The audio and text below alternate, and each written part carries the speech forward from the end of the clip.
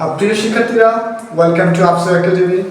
আজকে আমরা আবারও হাজির হয়েছি আপনাদের জন্য ট্যাগ কোশ্চেনের টপিক অ্যানালাইজ পার্ট নিয়ে। সো আজকে আমরা আরও একটি প্রশ্ন ট্যাগ কোশ্চেনের উপর অ্যানালাইজ করব। So let's start. So tag question করতে যে তিনটা বিষয়ে আমরা বরাবর প্রয়োজন হয়, আমরা যেটা মেনশন করেছিলাম আমাদের গত ভিডিওতে। সো একটা ট্যাগ কোশ্চেন করতে গেলে আমাদের অবশ্যই প্রথমে সাবজেক্ট, তারপর ভার্ব, তারপর সেন্টেন্সটা অ্যাফার্মেটিভ কিনা নেগেটিভ সেটা আইডেন্টিফাই করতে হবে। সো আমাদের প্রথম সেন্টেন্সটার দিকে যদি আমরা তাকাই, telling lies is a subject and then is হচ্ছে আমাদের ভার্ব। সো আমরা অবশ্যই এখানে অক্সিলারি ভার্ব থাকুক কিংবা মেইন ভার্ব থাকুক, আমাদের ট্যাগ কোশ্চেনের জন্য সর্বদা আমাদের অক্সিলারি ভার্ব লাগবে। পাশাপাশি এখানে সাবজেক্ট হিসাবে নাউন প্রোনাউন থাকুক, আমাদের অল দ্য টাইম এখানে নাউন প্রোনাউন লাগবে। তো সেক্ষেত্রে আমরা যদি টেলিং লাইজ বলি, telling lies is third person singular. So এটার প্রোনাউন হচ্ছে ইট।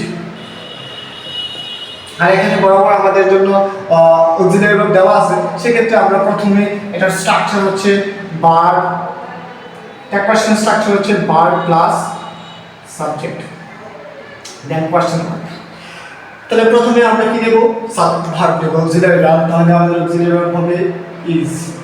তারপর হচ্ছে আমাদের সেন্টেন্সটা হচ্ছে অ্যাফার্মেটিভ সেন্টেন্স। তাহলে এটার সাথে নেগেটিভের নট ব্যবহার যুক্ত করতে হবে এবং নেগেটিভের নটটাকে আমরা সংক্ষিপ্ত রূপে যুক্ত করব। তো আমরা যদি ইজের সাথে নট যুক্ত করি তাহলে হবে ইজন্ট, যদি আমরা সংক্ষিপ্ত আকারে করি। অ্যান্ড তার প্রনাউন হচ্ছে ইট, ইজন্ট ইট। প্রথমে আমাদের ভার্ব যাবে, তারপর সাবজেক্ট যাবে।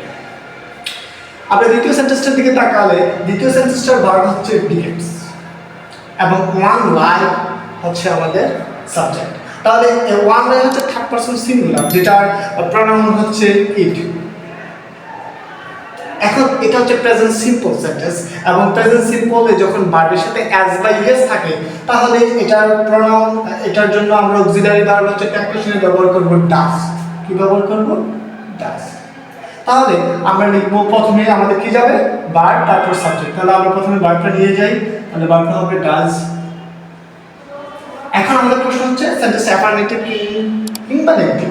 তাহলে আমরা দেখতেছি সেন্টেন্সটা অ্যাফার্মেটিভ, তাহলে এটা নেগেটিভ ফর্ম অ্যাড করতে হবে। ডাজের সাথে যদি আমরা নট সংক্ষিপ্ত আকারে যোগ করে দিই তাহলে ডাজন্ট। তারপর আমরা ইট চলে যাবে, it and then question mark, তাহলে ডাজন্ট ইট। তিন নম্বর সেন্টেন্সটার দিকে যদি তাকাই আমরা, ম্যান, ম্যান হচ্ছে সাবজেক্ট, বিলিভস হচ্ছে ভার্ব। এটা হচ্ছে আমাদের দুই নম্বর সেন্টেন্সটার মতোই প্রায়। এখানে প্রেজেন্ট ফর্ম ভার্বের প্রেজেন্ট ফর্ম ব্যবহার করেছি, যেখানে ভার্বের সাথে অ্যাজ বাই ইয়েস আছে। সো যখন ভার্বের সাথে অ্যাজ বাই ইয়েস থাকে প্রেজেন্ট ফর্মে, তখন তার প্রোনাউন, তার অক্সিলারি হিসেবে আমরা ডাজ ধরে নেব। ম্যান, ম্যান হচ্ছে third person singular, third person সিঙ্গুলারের সাথে আমরা হি ধরব। থার্ড পারসন সিঙ্গুলার হিসেবে ম্যানের প্রোনাউন হচ্ছে হি। তাহলে ডাজন্ট, ডাজ। এখন প্রশ্ন হচ্ছে আমরা নট ব্যবহার করব কি না। এখন আমাদেরকে দেখতে হবে নেগেটিভ কোনো সাইন আছে কিনা। সো আমরা যদি সেন্টেন্সটার দিকে তাকাই তাহলে আমরা দেখতে পাই হার্ডলি, হার্ডলি, রেয়ারলি, স্যালটা হচ্ছে negative sign. So negative sign থাকলে আমরা কি করব?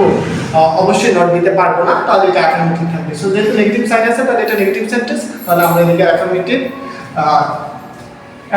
রেখে দেবো, আমরা এটাকে নট করবো না। সেক্ষেত্রে ম্যান, প্রোনাউন হচ্ছে হি, ডাজ হি।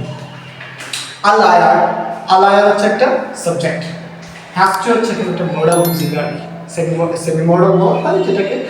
তো এটার জন্য দুইটা পদ্ধতি আছে, একটা হচ্ছে ব্রিটিশ পদ্ধতি, একটা হচ্ছে আমেরিকান পদ্ধতি। ব্রিটিশ পদ্ধতিতে এটাকে আমরা হ্যাজটা হ্যাজ রেখে দেবো, আর যদি আমেরিকান পদ্ধতিতে তাকাই আমরা তাহলে হ্যাজটুর পরিবর্তে আমরা ডাজন্ট লিখবো, মানে ডাজ লিখবো। হ্যাজটু থাকলে আমরা ডাজ লিখবো, যেটা সেন্টেন্সটা অ্যাফার্মেটিভ তাহলে নেগেটিভে নট দিয়ে দিব, তাহলে ডাজন্ট হবে,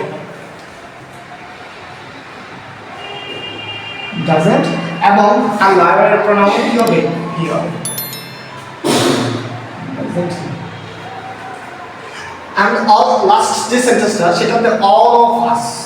সো এটার জন্য একটা নির্দিষ্ট রুল আছে, all of us, many of us, some of us, এগুলো থাকলে আমরা সবসময় তার প্রোনাউন কি হবে? উই হবে ট্যাগ কোশ্চেনের ক্ষেত্রে। এবং ওই টু আছে, এটা মডেল অক্সিলারি, তার পরিবর্তে ওই টুই থেকে যাবে।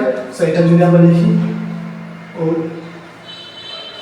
তো আর আমাদের আগে নিয়ম অনুযায়ী যেহেতু সেন্টেন্সটাতে কোনো নেগেটিভ সাইন নেই, তাহলে আমাদেরকে পরবর্তীতে অক্সিলারির সাথে আমাদের নট যুক্ত করে দিতে হবে। তা আমরা আসলে সংক্ষিপ্ত আকারে নট যুক্ত করে দেবো। তারপর আমাদের সাবজেক্ট অনুযায়ী তার প্রোনাউন হচ্ছে উই, তারপর আমরা উই নিয়ে যাব। এখন আমরা সর্বশেষে একটা কোয়েশ্চেন মার্ক দিয়ে দেবো। এই ছিল আমাদের 10 কোয়েশ্চেনের একটা গুড কোয়েশ্চেন অ্যানালাইজ। সো দেখা হবে নতুন কোনো ভিডিওতে, আমরা আমাদের কোনো টপিক নিয়ে আলোচনা করবো। So stay with us.